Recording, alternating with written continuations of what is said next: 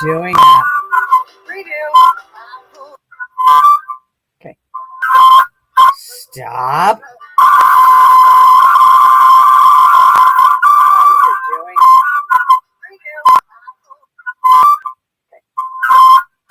Stop.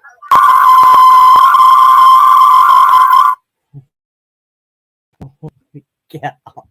Okay. There. No more eardrums for you guys. We're gonna start this again.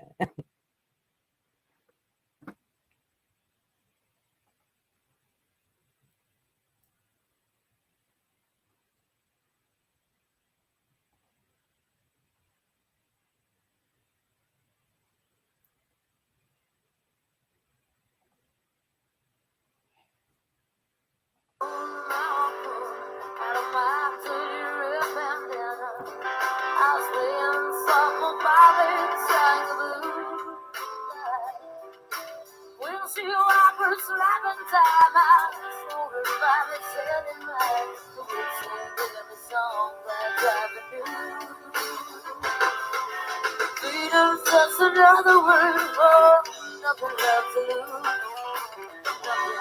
I mean, never gonna feel like free. Everything good was easy when he sang the blues. Everything good was good enough for me. Good enough for me and my love. From a Kentucky coal mine to the California sun, your Bobby said the secrets of my soul. Through all kinds of weather, through everything went on, your Bobby baby kept me from the cold. One day I'll miss and lean and let him slip away.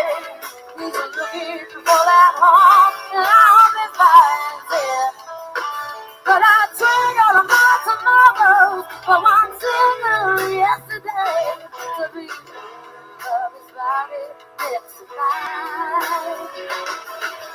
Freedom's just another word for nothing left to lose. Nothing, and it's all his body left me. And I'm feeling good was easy loving when he sang the blues. You know, it was good enough for me. Good enough for me and my Bobby McGee. La da da, la da da, la da da da da. La da da da da da, Bobby McGee. La da da da da, la da da da da, la da da da da, Bobby McGee. La da da, la da da da da da da, la da da da da da da. Ain't nobody love you like McGee. Oh, long and long and long. Gotta be long and long and long and long and long. Ain't nobody like you, gotta be oh, I call him my love, I call him my man, I said I call him my love. Let me just be talking, come on. Bobby now, Bobby McGee, yeah. Long and long and long and long and long and long and long and long and long. Hey, hey, hey, Bobby McGee.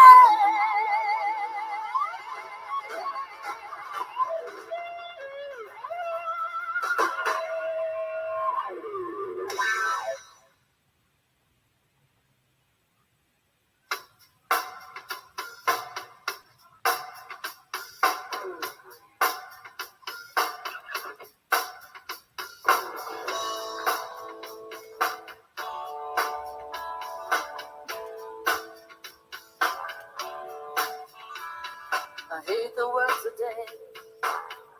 You're so good to me, I know, but I can't change. Try to tell you, but you look at me like maybe I'm an angel underneath, innocent and sweet. Yesterday I cried, must have been relieved to see the softer side. I can understand why you'd be so confused. I don't envy you, I'm a little bit of everything. All rolled into one. I'm a pet, I'm a lover, I'm a child, I'm a mother, I'm a sinner, I'm a saint. I do not feel ashamed. I'm your help, I'm your dream. I'm nothing in between. You know you wouldn't want it any other way. So take me as I am. This may mean you'll have to be a stronger man. Rest assured that when I start to make you nervous and I'm going to extremes, tomorrow I will change. And today won't mean a thing. I'm a pet, I'm a lover, I'm a child, I'm a mother, I'm a sinner, I'm a saint. I do not feel ashamed. I'm your help, I'm your dream. I'm nothing in between. You know you wouldn't want it any other way.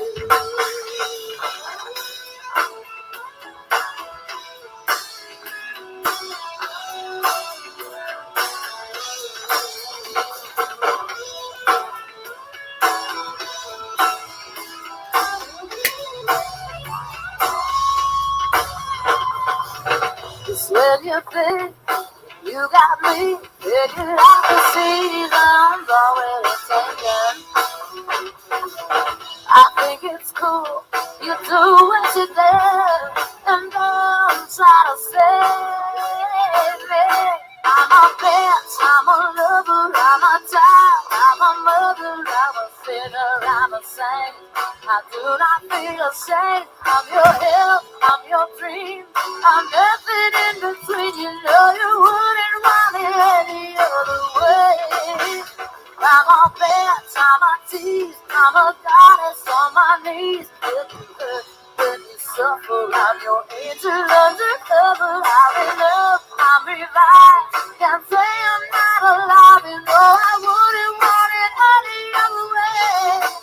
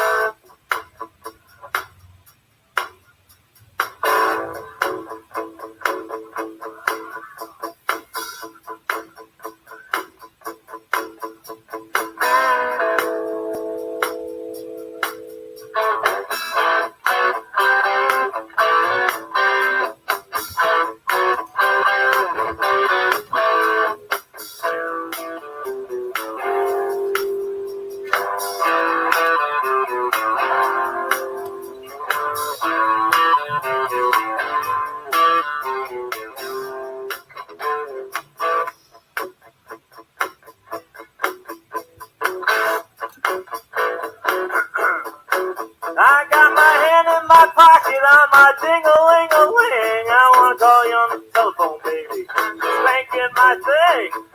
Time to call. I get the same old thing. Always no huggy, no kissy until I get a wedding ring. My honey, my baby, don't put my love on no shelf. That don't have no lines and keep your hands to yourself.